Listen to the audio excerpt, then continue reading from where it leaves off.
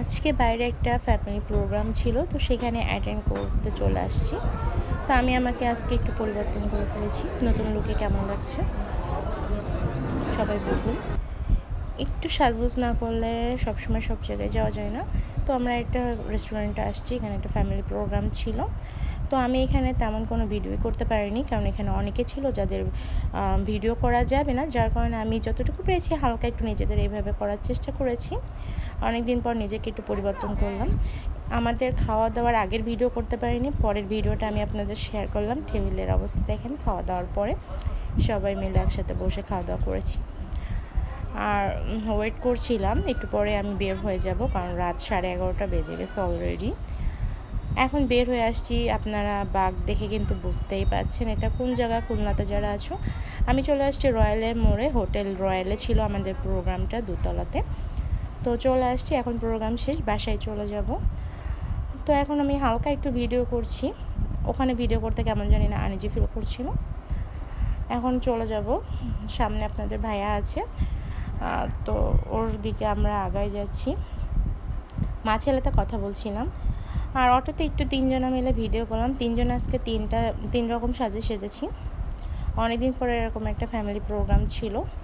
বাসায় আসার পরে একটু বললাম, আসো আমরা তো ওইভাবে ছবি তোলা হয়নি ব্যস্ততার জন্য, আমরা একটু ছবি বা ভিডিও করার চেষ্টা করি।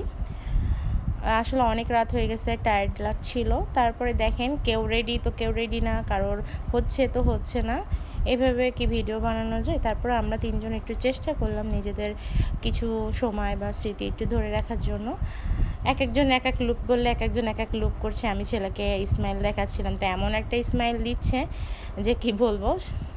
সে বাবাকে চুমু দিল, আমাকে দেয়নি কিন্তু দিবে, ওয়েট করেন। বাবা ওকে বলতেছে তুমি এইভাবে এইভাবে ছবি তোলো, এইভাবে এইভাবে হাসো। সে কারোর কোনো কথাই বুঝতে পারতেছে না।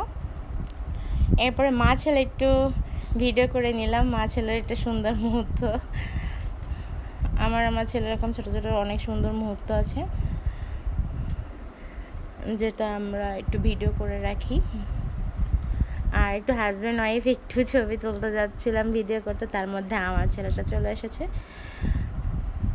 এই একটু মানে দুষ্টুমি করছিলাম, বাসায় এসে দুজনা মিলে হাসাহাসি করছিলাম, একটু ভিডিও করছিলাম। এই হচ্ছে আমার আজকের ভিডিও।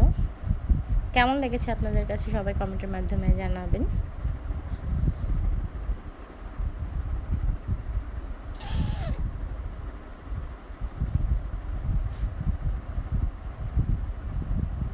নিজেকে নতুন রূপে দেখতে কিন্তু ভালোই লাগে মাঝে মধ্যে।